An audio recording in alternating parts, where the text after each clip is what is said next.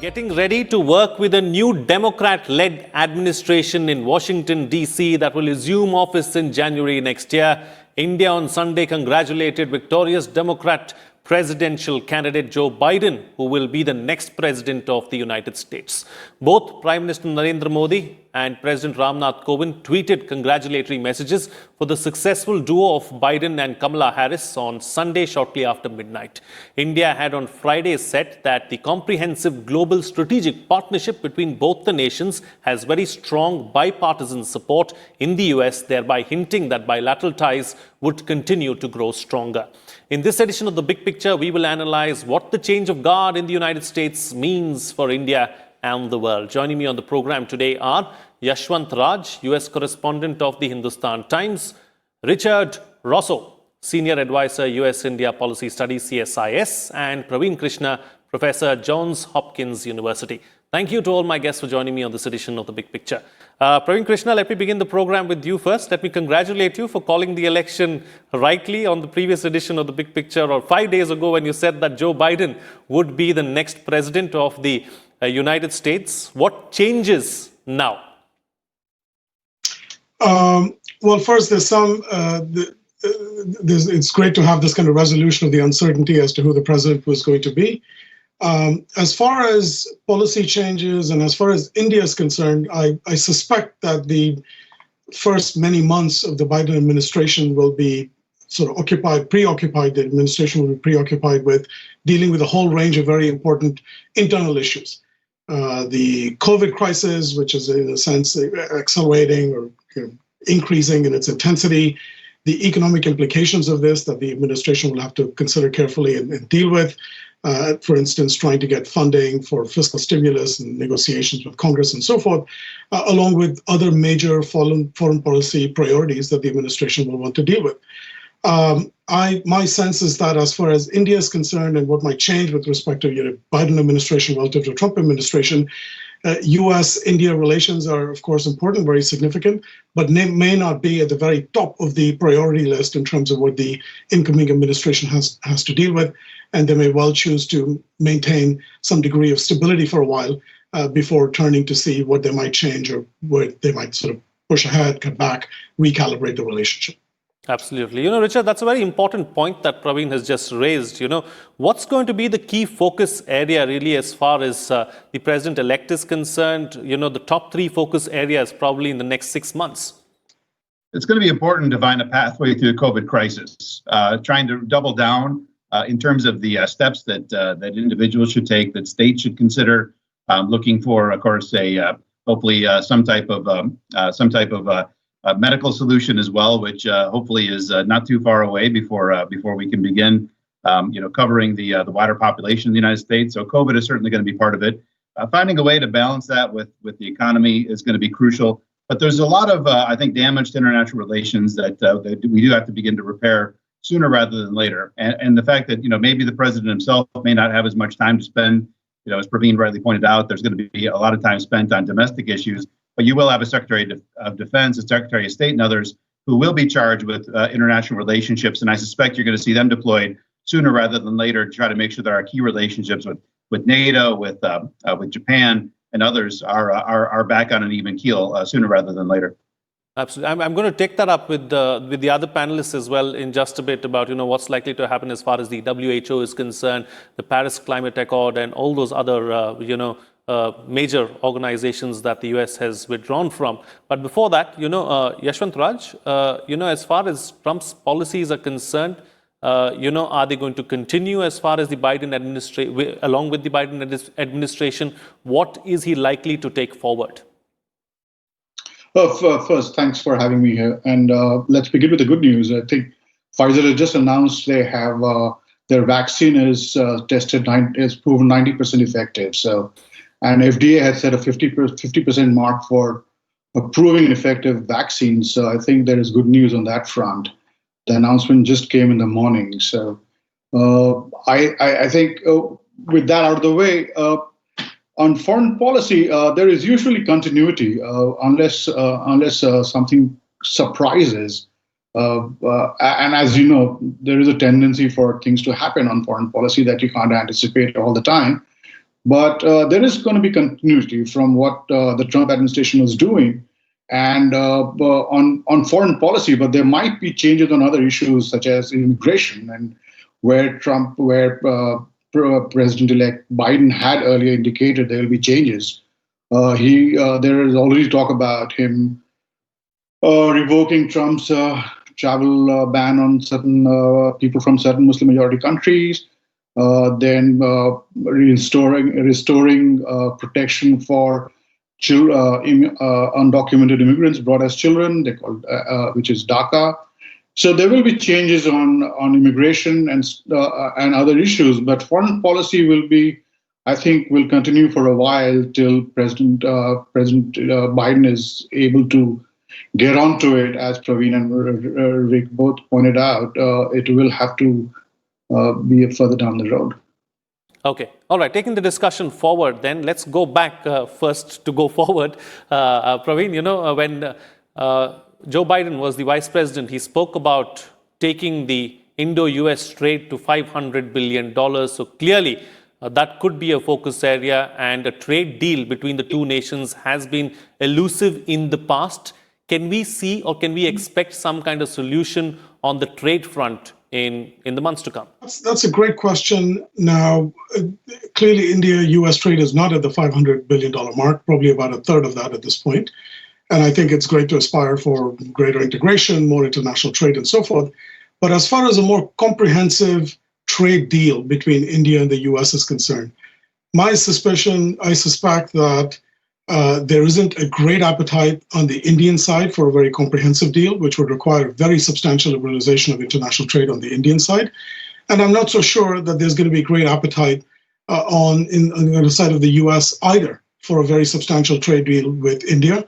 There are important constituencies. There are great concerns here about the deindustrialization of the US, about the pressure that workers in the US have come under, especially in some of these swing states, Michigan, Pennsylvania, Ohio, et cetera, over the last decade, 2 decades. There's a sense that greater international trade with China is what has created these economic and political pressures in these areas. And so I think they would approach any discussion of a kind of a real trade deal or a substantial trade deal with India with a great sort of sense of caution. That said, there are many margins where there could be improvements. There could be rationalization of the kind of policies that India has in place, that the US has in place, especially with respect to agricultural trade and restrictions on agricultural trade and so forth, where tariffs tend to be higher than what they are otherwise. So that I would hope to see some movement along those lines. It would be great if there were kind of discussion that begins about a truly a more substantial trade deal, but I suspect we're some distance away from that. Right. So let's talk about the strategic partnership then, Richard. We've seen in the recent past, the Quad taking up a firmer shape. We've seen the Malabar exercise as well. And since Praveen brought up China, do you believe that, we're going to see continuity as far as the Quad is concerned, like-minded democracies working together, especially in the Indo-Pacific? What is, the Biden administration's thinking towards the Indo-Pacific going to be like? Yeah, I suspect that you won't see a huge difference in our engagement in the Indo-Pacific. I mean, it goes back to the Obama administration where you saw the pivot or the rebalance. Now, I think originally India didn't figure very prominently in that because at the time it was announced, it was just on the heels of the U.S. losing the MMRCA medium multi-role combat aircraft agreement, as well as the kind of failure of the U.S.-India civilian nuclear accord because of the relatively weak liability law that was passed in Parliament. So, at the time of the pivot or rebalance, India had kind of fallen out of favor for a bit there. But, it's firmly back into place. And when you talk about issues like the Quad, which had kind of been on their back burner for quite some time, now suddenly you've got a lot of momentum. All 4 countries are working, able to come to agreement much better than they were before. You don't want to ignore a new grouping like that actually has really the muscle to push back as we begin to see a more aggressive China. COVID was that moment, when perhaps if China wanted to dial down its antagonistic relationships around the region, they could have done so. But instead, actually, they've augmented and boosted that. Taiwan feels more pressure. The South China Sea feels more pressure. India feels more pressure. Japan feels more pressure. So this is a moment when you got a new president coming in. China could have dialed down pressure a bit, and given itself some breathing room, but chose not to. So I think you're going to see things picked up very much where they left off.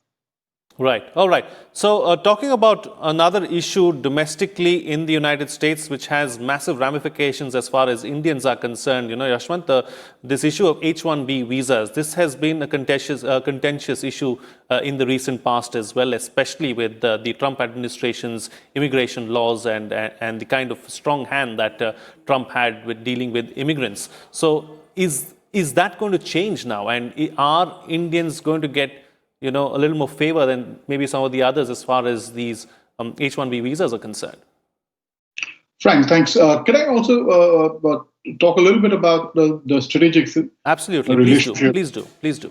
I just wanted to bring up something that Biden did, which was really unusual during his campaign. The Biden campaign issued a very exhaustive paper on what its position is going to be on India, which is unusual. Presidential campaigns haven't done that. India would mostly be a paragraph in the party's platform, and that's been true for both Republicans and Democrats. So this time, the Biden campaign actually issued a paper on for Indian Americans, with a substantial portion of it devoted to ties with India.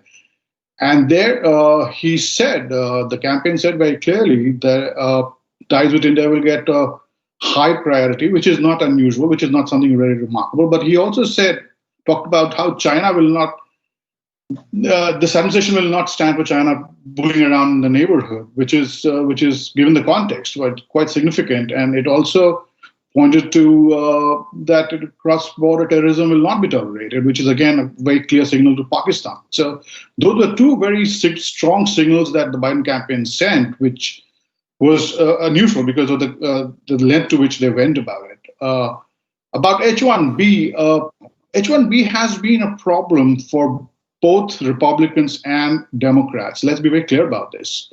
While Indians have benefited from this, but there has always been, if you remember, Obama used to talk about how he wants to bring jobs back from Bangalore to Boston, and so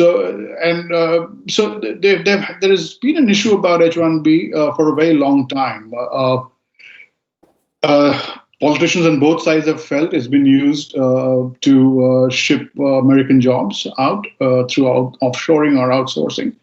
And so while Biden has talked about dialing back some of the really egregious policies that Trump did on immigration, such as DACA, as I mentioned, and the travel ban stuff, but we haven't heard very much on the plans for H-1B, which Trump has been tightening through incrementally through executive orders, regulations, which don't require the administration to go to the Congress. So the H-1B is kind of changed in form and character a lot. So I would really like to see a very explicit statement from the Biden campaign, and now the administration transition team, if there is a plan for H-1B. But Indian companies for sure, and Indian students and professionals who tend to get picked up. 70% of all H-1Bs go to Indians, either hired in India or hired from American schools and colleges here in the US. So Indians clearly stand to benefit the most, and will be watching the administration's moves on H-1B if and when something explicit is done. Absolutely. All right. Praveen, so, are there any areas of the relationship that need special attention, do you think? This is the India-US India-US, yes. Yeah, I'm an economist. I look at things from kind of the economics perspective. And on international trade, the one sort of significant feature of the Trump administration has been its very aggressive unilateralism, and very aggressive bilateralism, you could call it even. But in other words, they've sort of gone around the multilateral process. So where the WTO had a kind of very central position in the way that trade discussions took place in decades past, and where India felt it had kind of its own views that it could communicate or policy positions that it could influence through the WTO process. I think what you've seen with the Trump administration has been a kind of hollowing out of that, and US taking sort of unilateral positions with respect to Mexico, with respect to Europeans, with respect to the Chinese, and with respect to India. So I think one, to the extent that we think of the US-India trade relationship as being an important one, which it is for India and for the US, I would hope very much that one of the things that the Biden administration accomplishes is to work again with the multilateral institutions. The WTO currently is actually a mess.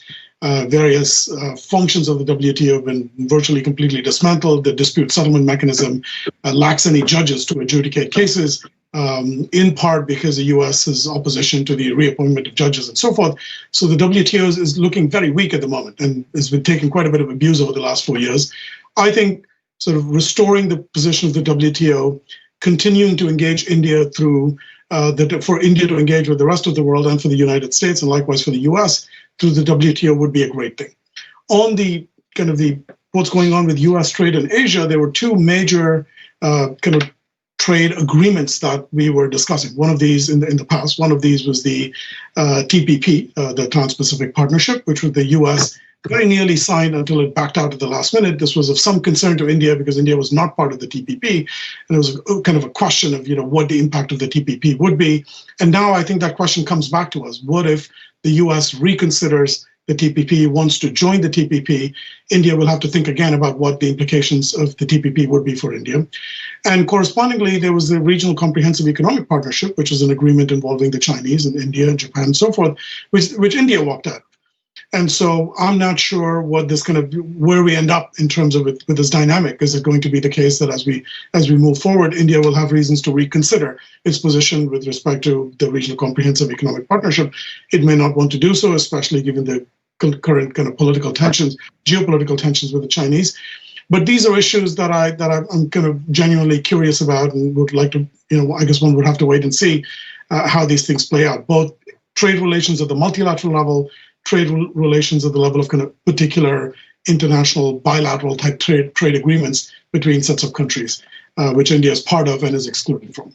Absolutely. All right. Since we are here, then, Richard, are we going to see a focus on, on multilateralism going forward under the Biden administration? That is one. Secondly, of course, I told you I'm going to come back to this aspect of, the Paris Climate Accord, the WHO and the WTO, as well as Praveen has just raised. What's likely to happen there? Yeah, Biden is very much an internationalist, long track record of working with international organizations and a desire to strengthen them. So I do think you're going to see a restoration in that direction. And then it does include, I think the United States will re-enter the Paris Accord and frankly, try to use international convention to try to get countries to strengthen their own commitments on climate change. And that's going to be an important building block for U.S.-India relations. Frankly, it was one of the strongest areas underpinning the relationship that Prime Minister Modi and President Obama were able to forge. And I think that Vice President Biden, President-elect Biden, is going to be able to pick that up and run with it. India has a huge commitment to renewable energy, but having a tough time meeting that commitment sometimes. Can the U.S. partner? A lot of good things I think that could be done in the bilateral space as well. In terms of internationalism, then the question also comes down to how are we going to treat our partners too in some of the other tricky areas that have bedeviled U.S.-India relations. For instance, our unilateralist approach to Iran, the way that we really struck out on our own in terms of deciding what the future was going to be for Afghanistan. These are some other areas where I think India may be consulted more. The international community may have a bit more of a voice as the U.S. looks to take particular steps. And that's going to reduce some of those pressures on India that we created more indirectly because of the way that we approached certain other countries. I'd probably throw Venezuela in that list too. So I do think you're going to see a return to that. The question is, how much is the United States going to be embraced? Do they feel that this is a U.S. restoration to multilateralism for long term, or is this merely a blip until you have another candidate that's running for office that has a reasonable chance of getting elected that's going to do another about-face? So it's going to take some time to rebuild that confidence, no matter how much we choose to engage early on. Before I move on to Yashwant, since you brought up Afghanistan, that's an issue that I want to take up with you as well. There is a sense of fear really as far as New Delhi is concerned that the United States may cooperate further with Pakistan, considering what's at stake in Afghanistan. Do you see that happening, and should that be a concern for India? I do see it happening. I don't think it should be a concern. I think the United States, there's very few proponents of a stronger, wider bilateral relationship with Pakistan. The relationship with Pakistan is important, but it's very utilitarian. It has a single purpose that we're really think about right now. When you think about the hyphen that we all were trying to smash out of existence 20 years ago, where we felt that we had to treat India and Pakistan with parity. If there's still those in Delhi that feel that we still have some inklings of that, there's such a long list now of things that we're doing with India, areas of cooperation, civilian nuclear cooperation, the kind of military technology, the new office we created at the Pentagon to expedite technology control. So the differentiation between the two from Washington is very stark. It's very clear. And I hope that's very clear from Delhi as well. So Pakistan will remain important for a single purpose. And I suspect that you'll see the United States continue to engage. But I don't think that it should cause any concern to reasonable souls in Delhi. So there's nothing more to it, is what you're suggesting, and it's just a unilateral goal. Okay, Yashwant, as far as new avenues are concerned, what are some of the new avenues that India and the United States can probably take up and can take forward? I think the initiative will have to come from India because Biden administration will be weighed down by priorities among which India is not at the top. So India will have to come up with a new set of things to do. But don't forget, running the relationship and taking care of what we already have on the table is going to be quite a lot in itself. And excuse me. And there is the Quad where things are happening. So. The list of things that India and the US are doing together. So I was saying the kind of list of things that India and the US are already working on is huge, and from cooperation on space, on water, on science, medicine. It's really difficult to think of a new thing to do, on a new area to look at, and especially when you have so much else to do now already, and so much to take care of. Right. Okay. Time now to get quick closing comments from all my panelists with the best way forward. Starting first with you, Praveen. Thank you. Yeah, I agree with all of what Yashwant and Richard have said. There's lots of good things already in place in terms of what the US and India are working on. I hope that going forward, there'll be greater integration on the international trade side, greater integration with respect to foreign direct investment. And there's a lot of work that needs to be done there. I would argue even especially on the Indian side to encourage more FDI and so forth. But outside of that, I think things are in a good place. I think India has been less affected by President Trump's idiosyncrasies than some other countries have been for a variety of reasons that maybe we discuss on another show. But India's in a relatively good place, and I hope they just continue to strengthen this going forward. Absolutely. All right, Richard. Just one issue that we haven't talked about so far, Frank, which is CAATSA, potential sanctions. This will be, I think, the defining decision by the next U.S. administration. Will they choose to sanction India as India takes possession of the S-400 Triumph missile defense system from Russia? Right now, we're watching kind of a slow rollout of the United States trying to take different positions and setting lines in the sand against Turkey and seeing those kind of walk through right now. So I don't think that we're setting necessarily the best example in terms of how serious we look to apply these sanctions. But right now, there is a window to give India a pass by the sanctions. Is the window wide enough? Are we going to have to go back to Congress? And that's where some of the issues that Praveen and Yashwant had brought up on the contentious trade matters come up, because a lot of members of Congress, the last person they heard about India was an aggrieved company that felt that because of India's increased customs duties and other types of protections. So CAATSA, I think, is going to be the issue that defines the next president's position towards India. And right now, it's a bit of a ball in the air. We don't know which way it's going to land. Right. And Yashwant, close the show for us with your concluding remarks. I would urge patience. Give the new administration time. We tend to be judgmental. We will start saying, "Oh, the Biden administration is not as good for India as President Trump," or it would happen. I mean, so I suppose I would urge patience, and I agree with Praveen and Rick on all the issues that have been raised. Those will be on the table and they will be talked about, but.